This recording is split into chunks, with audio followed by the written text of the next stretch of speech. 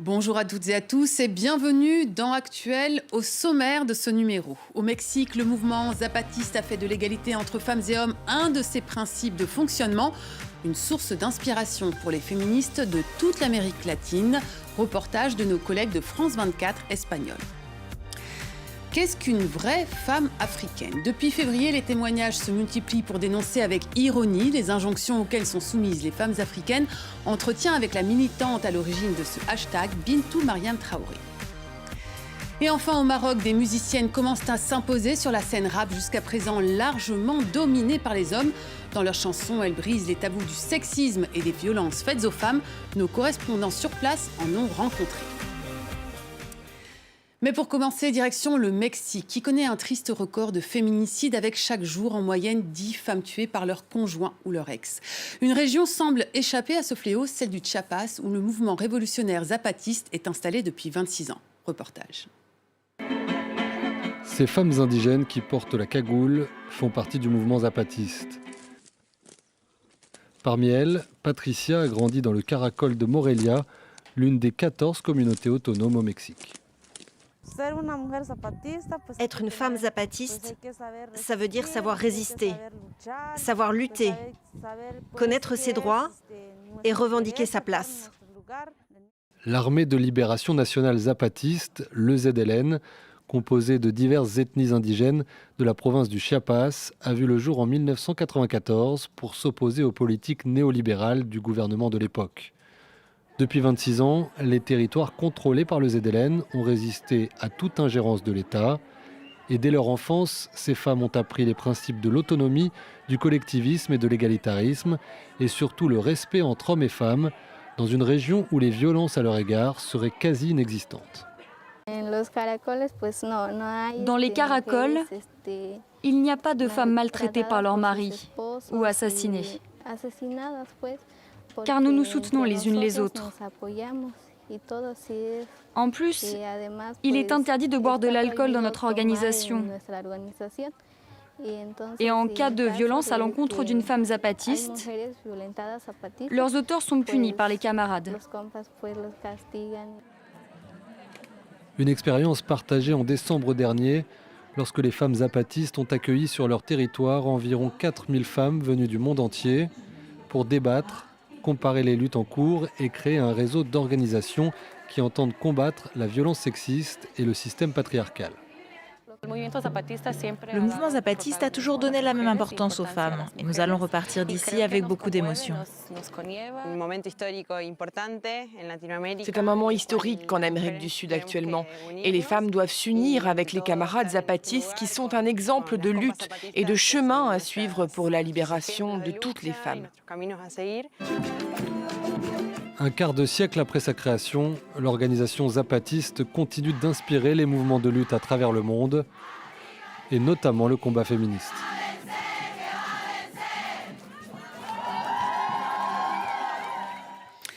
Alors que le mouvement MeToo a eu jusqu'à présent un impact modéré en Afrique francophone, un hashtag mot-clé sur les réseaux sociaux a relancé le débat sur le sexisme et les violences sexuelles.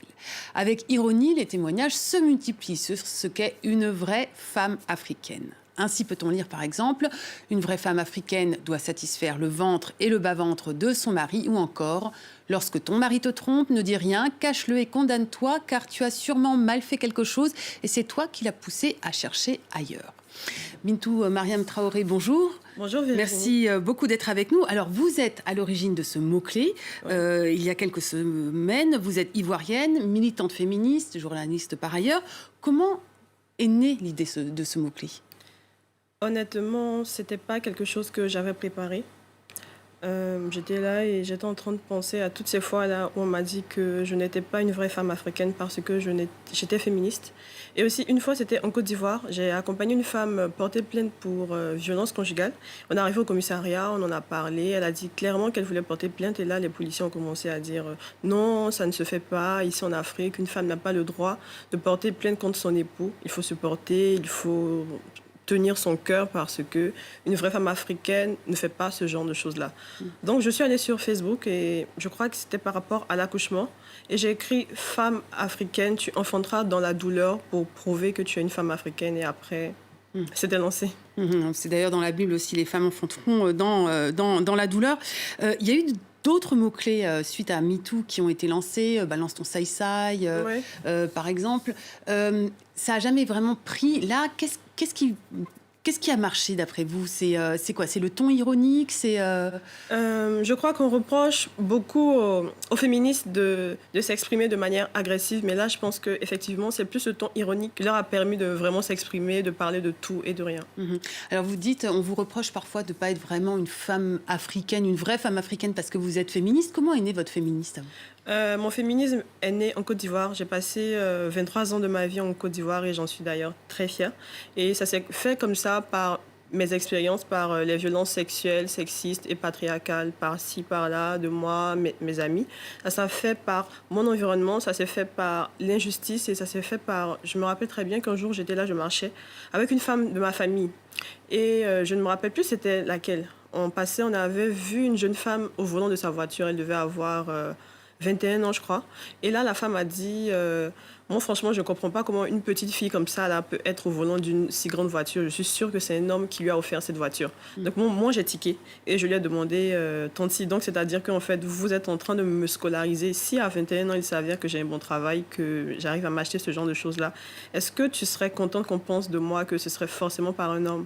Et là, après, j'ai commencé à me documenter. C'était comme si j'avais tout d'un coup ôter quelque chose que j'avais sur les yeux. J'ai commencé à voir vraiment ma réalité de femme africaine. Avoir un déclic, c'est quoi vos lectures de référence à ce moment ? Je dirais déjà pour moi, pour la Côte d'Ivoire, c'est Constance Yahi, avec les traditions prétextes. C'est vraiment un livre précurseur. Ça parlait vraiment de comment le patriarcat utilise l'argument de la tradition, de l'africanité pour museler les femmes.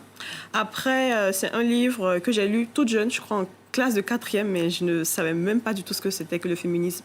C'est Une si longue lettre de Mariam Abba. C'est un livre qui parle vraiment de la condition de la femme africaine, vraiment tout ce qu'elle ressent, de leur vraiment point de vue. Qu'est-ce que vous répondez à ceux qui disent le féminisme, c'est pas africain ?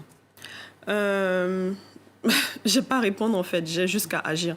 Avant que le mot féminisme n'existe, en Afrique, on avait déjà des femmes qui se sont battues pour la dignité. Même avant la colonisation, avant les indépendances, on avait des femmes qui ont mené des armées, des femmes qui ont repoussé les oppresseurs, des femmes qui ont fait des choses tellement extraordinaires. Et c'est pareil aussi pour les femmes rurales tous les jours.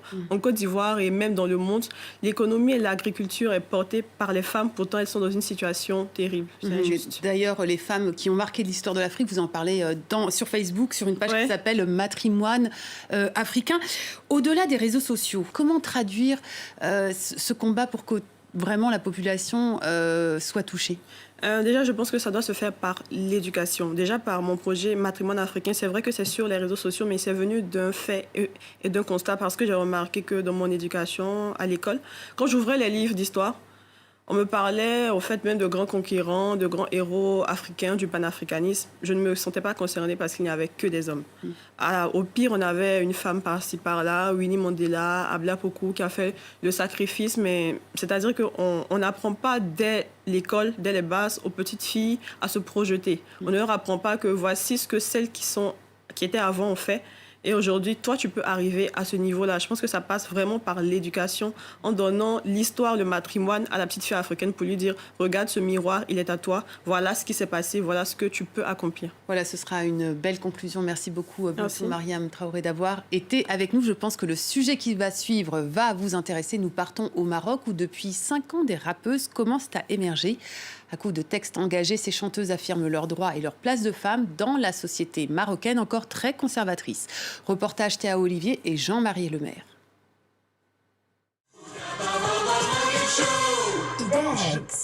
La chanteuse Manal est invitée sur la matinale la plus écoutée du Maroc avec 3 millions d'auditeurs quotidiens. L'artiste de 26 ans annonce la sortie de son premier album en septembre 2020.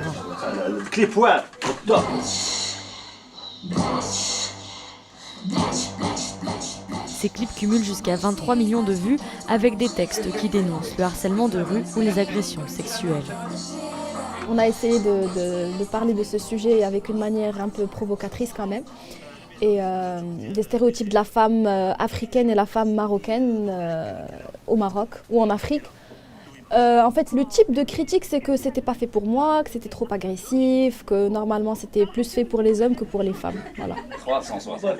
Depuis 5 ans, une petite dizaine de femmes s'est imposée sur la scène du rap, encore très masculine. C'est un peu difficile pour ces nanas parce que forcément, un rap, c'est un milieu où il y a beaucoup de critiques, on analyse les flows, on analyse les mots, les termes, mais elles font vraiment du très très bon boulot. Très très bon boulot. Kautar, de son nom de scène Psycho Queen, s'est fait connaître sur les réseaux sociaux.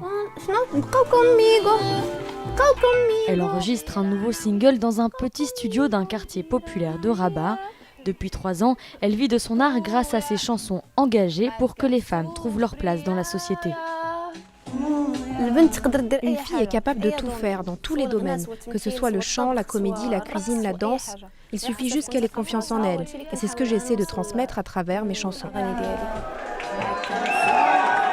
Malgré les difficultés, la jeune artiste de 21 ans s'impose progressivement sur des petites scènes. Son message, ainsi que ceux des autres rappeuses, commencent à être écoutés et acceptés par une partie de la jeunesse. Auparavant, on voyait les femmes juste en chorale. Maintenant, ils sont plus en plus, ils viennent sur scène. Et donc, c'est une bonne chose pour les voir dans le rap pour parler des problèmes de la société et notamment des femmes. Ces femmes se posent comme des modèles pour inspirer les générations futures. Voilà, c'est la fin de cette émission. Merci à toutes et à tous d'avoir été avec nous. Je vous invite à réagir sur nos réseaux sociaux. À très vite sur la toile.